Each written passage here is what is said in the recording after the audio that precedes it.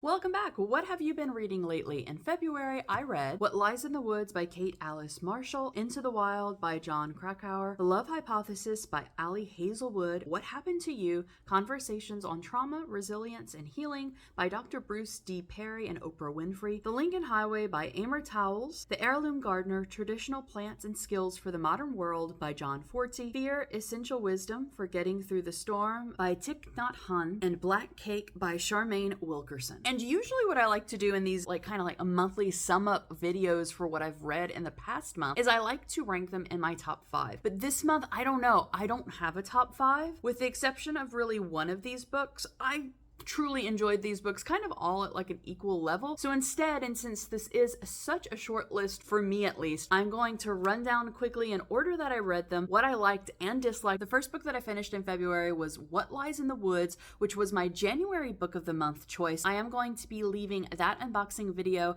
in the description box down below in case you did want to check it out. Overall, I liked this book. What Lies in the Woods is about a group of friends who, when they were children, one of them got gruesomely hurt, brutally injured, and was left for dead by a serial killer. And this was the key incident that put that serial killer away. Well, fast forward a couple of decades, that serial killer has died of cancer, I think. Has died, that's not the point, has died while in jail. So this gets all of the women back together, kind of to talk about it. So they've all met up again in their hometown. One of the women dies. What exactly happened? Who's out for these women? This one was a good book. I really did enjoy reading it. And like I said in my February book of the month unboxing, I found this a predictable book. I figured out the first chapter, one of the mysteries of the book, and by chapter 3 or 4, I had figured out the special twist. All that being said though, it was still a good book. A little bit predictable, but was still a good read and still kept me going. Even though I did find it predictable, I didn't find it a boring book. I read a lot more nonfiction this month than I have in previous months. So the first nonfiction book was Into the Wild, and this is the story of Chris McCandless. John Krakauer was the journalist who wrote the initial article after Chris McCandless was found dead in the Alaska wilderness. And this is just a longer retelling or a more in-depth story of what happened to Chris McCandless. If you don't know, this happened, I think, in the 90s, if I'm not mistaken. Chris McCandless was a rich white boy, there's no other way I can say this, who was I denounce all of my wealth, that gave away all of his wealth, which good, that's fine, good and fine and all. But to me, the thing that was he went into the Alaska wilderness thinking that he could toughen it out and he could survive all on his own, completely unprepared, not having all of the skills he needed. And also, I think he just went with a 5 or a 10 pound bag of rice, and that was it. So he went unprepared with the knowledge as well as unprepared with the supplies to survive in the Alaska wilderness. All in all, I did enjoy this book. As I kept reading it, I kept thinking, oh my God, what a moron this guy was. How arrogant he was. Yeah, I still do, at the end. I like the concept of, why he supposedly was doing this to, get out and, live his true life and, grab life by the horns and go for it. But I don't know. I liked the book. I thought it was a great book. I gave it a 5 out of 5 because the author did an exceptional job of writing this.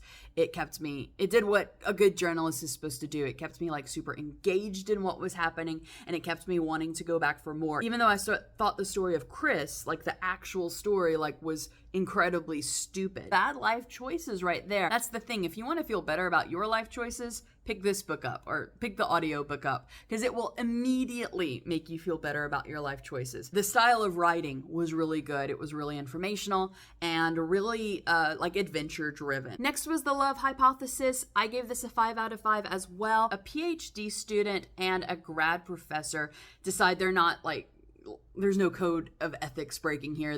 He's not her grad professor, but they work in the same school, in the same department, and they decide, sort of like an arrangement of conveniences, they decide to pretend to be dating because each of them has a need to appear to be dating somebody. I'm sure you can figure out where this is gonna go without me saying it, but that's the sort of rom-com story this is. I really liked this because it wasn't overly saccharine sweet, which is cute. It wasn't all that fluffy. It was just fluffy enough as far as romance is concerned. At the tail end of the story, the author brought in like real life things that would happen in an academic setting. I don't want to say what it is because I don't want to spoil it, but I really loved that. If you've watched my book talks before, you know I do love romance novels, but I love them whenever they seem to be like rooted in a reality. So that was really cool to see. And I really liked how the author had the characters deal with that real life situation. The second piece of nonfiction I read was What Happened to You. I listened to it because I saw that it was narrated by both of the authors. So it was narrated by Oprah, and part of it was narrated by Dr. Bruce D. Perry. Oprah's portion was very autobiographical. I watched Oprah, I'm sure as a lot of older millennial kids, I watched Oprah growing up. She was like an integral part of my childhood and my life, and I felt like I knew her from watching the Oprah Winfrey Show, but I didn't know her life story because I never read anything like she put out or anything like that. So it was really cool to see or to hear what type of life she had. And by really cool, I mean like I liked the feeling of knowing her life story. She didn't have a good upbringing at all, but that was, I don't know, I just enjoyed hearing about her life. Dr. Perry as well, he is a psychiatrist and talked about the patients that he had at the very start of his career versus like now, like he's kept up with them, and how trauma has really affected their life. And I liked this book a lot. There's one thing that I didn't like, which I'll get into, and they broke down trauma in a way that I haven't really thought of before. Usually whenever I hear the word trauma, I think of like really huge things that have happened. They break it down in a way that like, no, trauma, like everyone or most everyone has experienced some form of trauma in their life. It doesn't just need to be like childhood abuse. It could be like psychological trauma. It could be that you're just living in a home that you perceive as a kid to be in an unsafe home. So all of those things, they really broke down the different types of trauma, at what point trauma would happen in your life, and how that could potentially affect you as an adult. I really did enjoy listening to this book. The only thing that at the end I felt like the traumas you have gone through have shaped you, like you as a person. And that's where they left off, but they didn't say what to do. Like the next step, like you've gone through these traumas, here is how it is like psychologically affecting you. I felt like there's a part C to that equation, right? Like it affected you. Here's what you've gone through. Here's what's happening with your brain. But like how to heal from that trauma? Like that's the only part that I was like, okay, well, what do I do next? And I guess like next you go to therapy. But like, I just felt there was a part of the book that was missing that could have been there to make it feel like a complete book. I think The Lincoln Highway was the reason that I didn't read more books, because this book took a lot. This book took a lot out of me. Almost 600 pages, I think. It was a really good book. It's historical fiction set, I think, in the 1940s. Yes, I think that's right. But it follows a group of friends, we're going to call them friends, who met in juvie, in juvenile detention, teenage jail, and they're no longer there. They all meet up. One of the boys has a kid brother that they pick up, and they're supposed to be going on this road trip along the Lincoln Highway to San Francisco. Very shortly after they start that road trip, the road trip gets hijacked. This was a good book. If you're ever wondering how I can read so much, I like slow mornings, which I will be doing a video on that soon, but I wake up every morning 2 hours before I have to leave for work.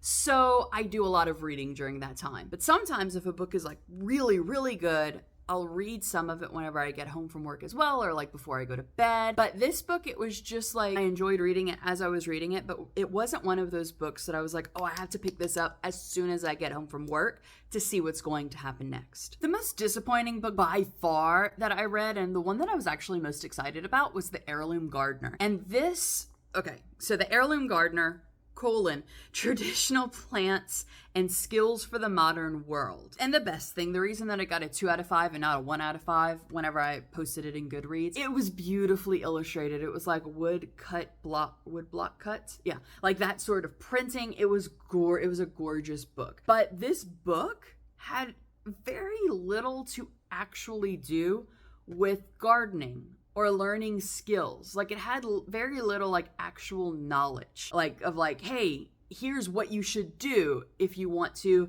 grow a garden or if you want to develop these skills. And I liked in the first chapter, the foreword, is that what it's called? But anyway, the first portion, the author made it very clear that he wasn't trying to like paint an ideal picture of the past and like harken on, oh, things were so much better in the past and blah, blah, blah, blah. And I was like, perfect, great, because I don't do that either, and I don't think anyone should do that. But that's pretty much what he did the entire book. Yes, it was about certain skills and it was about certain plants, but not like what you could use the plants for. It wasn't about like I said, like how to grow these plants even.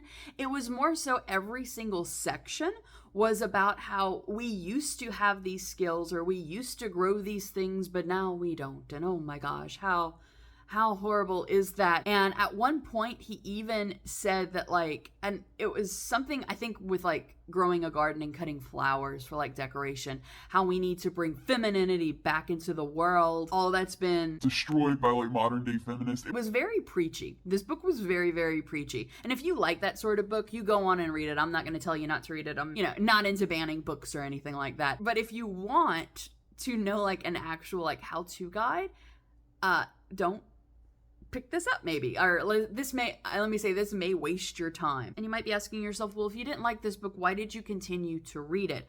I do that a lot of times. If I don't like a book, I continue to read it to see if it does get better.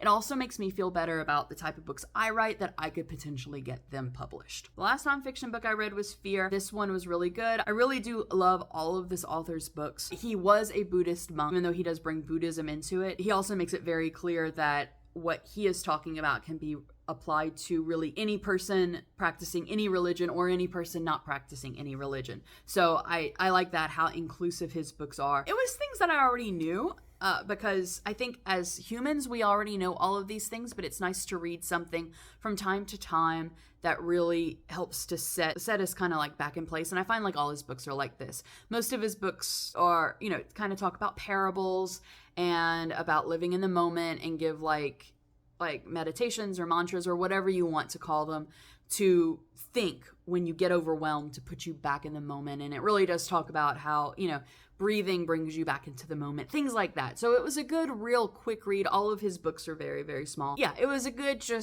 I read it one morning while I was drinking coffee over Mardi Gras break, and it was a good kind of like reminder to live in the moment. And the last book that I read was Black Cake. This is all about two siblings of an immigrant family that have just lost their mother. And so after the death of their mother, they are called in by her attorney to learn the secret history, as I'll say, of their family.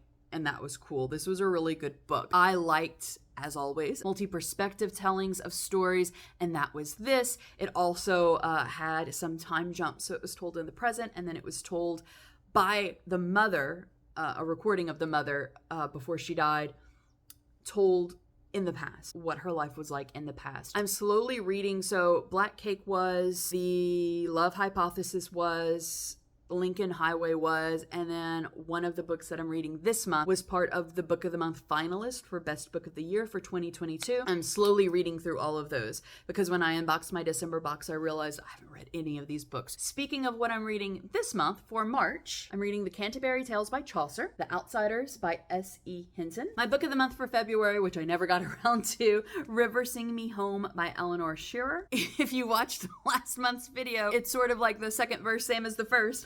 Because a lot of this was on there. Husband Material by Alexis Hall. Dead End Memories by Banana Yoshimoto. The Bell Jar by Sylvia Plath. Affair Is All Your Own by Eleanor Brown. And this was one of the other Book of the Month finalists for 2022, Flicker in the Dark by Stacey Willingham. Currently reading this one. Currently do really like it. And I'm currently listening to One Day in December, but I don't remember the author's name. So I know that that's a lot, but none of those books are exceptionally large books. So the to-be-read jar, I'm going to pull just two out this time. I say this time, I've been pulling out just one. But let's see. So I have my two. Let's see what they are. Mecca. All right, so Mecca by Susan Straight. Age of Innocence. Where is that one? Here we go. It was in another room. So The Age of Innocence by Edith Wharton. All right, so if you want to know exactly what I think of my to-be-read list, next month once I've read it this month. Make sure you hit that subscribe button so YouTube will let you know exactly when that video is uploaded. Thank you so much for spending a little bit of your day with me. I hope that you have a wonderful rest of your day, and I'll see you real soon.